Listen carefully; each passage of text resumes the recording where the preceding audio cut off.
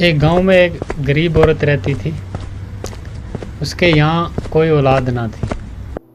बहुत देर के बाद एक लड़का पैदा हुआ और लड़का बहुत ही खूबसूरत था। लड़के को पाकर वो दोनों बहुत खुश हुए कि हमारी तो किस्मत जाग गई। फिर एक दिन ऐसा हुआ कि एक पंडित ना उनके घर पे आया और उसने लड़के की तरफ देखा और उसके माता पिता से कहा, अरे वाह, क्या कमाल बच्चा है आपका, इसकी तो बहुत अच्छी किस्मत है। ये बेटा 15 वर्ष की उम्र में एक राजा बन जाएगा और जल्दी ही एक राजकुमारी से इसकी शादी भी होगी। बहुत अच्छी किस्मत वाला लड़का है आपका ये बात जब पंडित ने बोली तो माता पिता बहुत खुश हुए और ये बात जो थी वो आहिस्ता आहिस्ता पूरे गांव में फैल गई कि ऐसा ऐसा लड़का एक पैदा हुआ है। इत्तेफाक से राजा उसी गांव से गुजर रहा था, शिकार करने के लिए जा रहा था।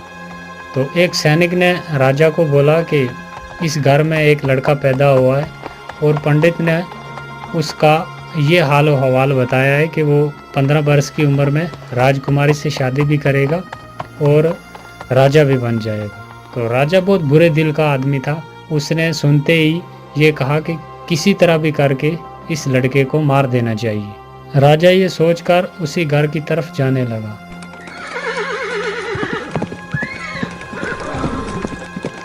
चलते चलते जब उस घर पहुंच गया तो उसने उस लड़के के माता पिता से कहा, इस लड़के को तुम मुझे दे दो, मैं इसकी अच्छे तरीके से परवरिश करूंगा और जब जवान हो गया तो मैं तुम्हें वापस लौटा दूंगा। नहीं नहीं राजा जी, हम आपको अपना बेटा नहीं दे सकते। बहुत देर के बाद हमारे यहाँ एक बेटा पैदा हुआ है, तो आप क्षमा करें हमें। माँ ने जब इनकार कर दिया तो राजा के डराने धमकाने से आखिर मान ही गए दोनों बेटा देने के लिए। राजा लड़के को लेकर एक जंगल की तरफ चला गया।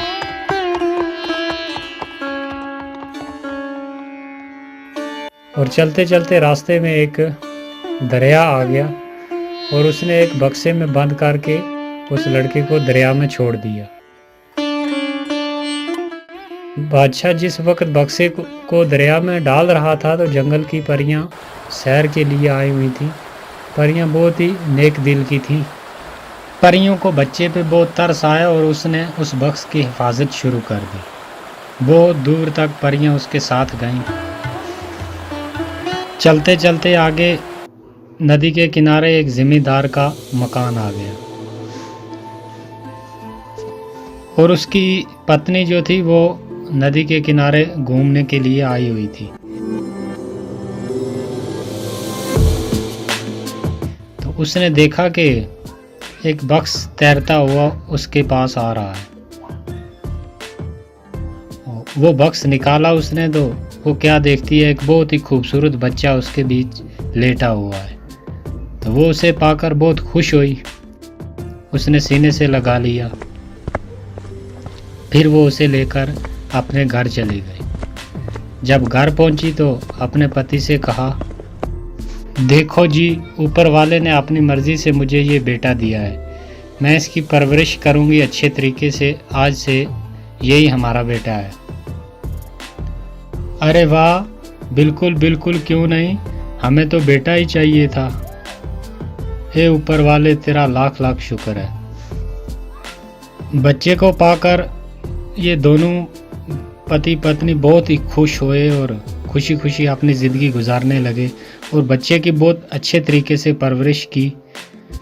उसके लाडो प्यार में वक्त का पता ही नहीं चला। तो देखते देखते 15 बरस गुजर गए और वो बच्चा 15 बरस का जवान हो गया। और तकदीर एक बार फिर बच्चे को उसी मोड़ पर ले आई। एक दिन बादशाह शिकार के लिए निकला। चलते चलते बहुत दूर निकल गया और रात हो गई। बादशाह ने सिपाहियों से कहा कि जाओ देखो, यहाँ नज़दीक कोई जगह है रात ठहरने के लिए। तो सिपाही हुक्म पाते ही चले गए। सिपाहियों ने वापस आकर अर्ज किया कि हुजूर, यहाँ से थोड़ी दूरी पर दरिया के किनारे एक जिम्मेदार का मकान है। बादशाह ने सिपाहियों के साथ जिम्मेदार के मकान पर चला गया।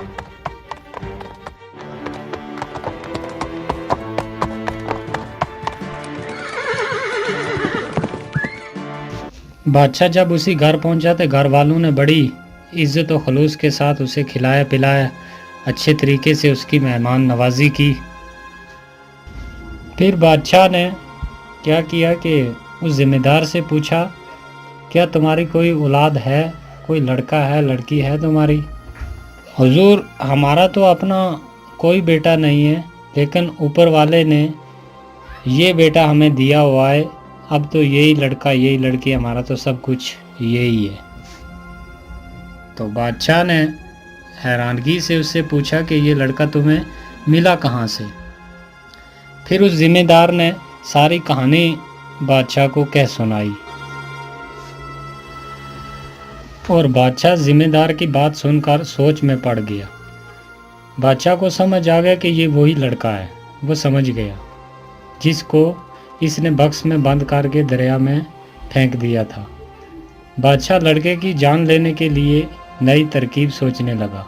आखिर एक तरकीब सूझ ही गई उसे। बादशाह ने जिम्मेदार से कहा, क्या तुम्हारा लड़का मेरा एक काम कर देगा? जिम्मेदार ने जवाब दिया, बड़ी खुशी से हुजूर, आप बादशाह हैं, आपका कहना कैसे मोड़ सकते हैं, आप हुक्म कीजिए। तो बादशाह ने कहा कि मेरा ये खत लेकर अपने लड़के को फौरन मेरे शाही महल भेजो।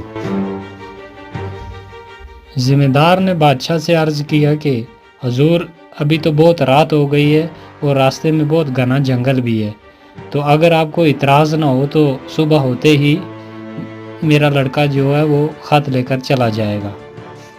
तो बादशाह ने कहा कि नहीं नहीं, अभी और इसी वक्त जाना होगा। तो बाप ने बेटे को खत देकर आखिर रवाना कर दिया। वो चलने लगा।